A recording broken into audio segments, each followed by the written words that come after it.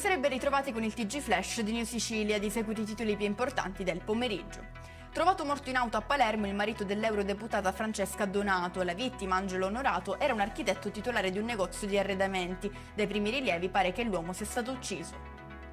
Il cadavere ritrovato l'11 luglio 2023 nelle campagne in provincia di Reggio Emilia è quello di Gaetano Impellizzeri, agente di commercio di Alcamo, scomparso nel febbraio del 2014. A confermarlo il test del DNA, il cui risultato è stato comunicato dall'avvocato alle figlie di Impellizzeri.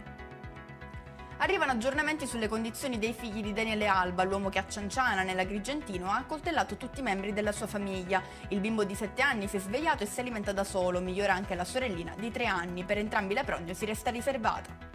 Passiamo allo sport con la catanese Maria Roberta Casale che si è aggiudicata il titolo di campionessa Under 17 di spada. L'atleta del CUS Catania, classe 2008, ha battuto a Genova la campionessa in carica. Chiudiamo con il meteo. Il maltempo in Sicilia allenterà la sua morsa nella giornata di domani, ma con degli strascichi che coinvolgeranno le province di Catania e Messina, per le quali è stata diremata un'allerta meteo gialla dalla Protezione Civile regionale. E con questo è tutto, prossimo appuntamento lunedì alle 13:30. Grazie per averci seguito, arrivederci.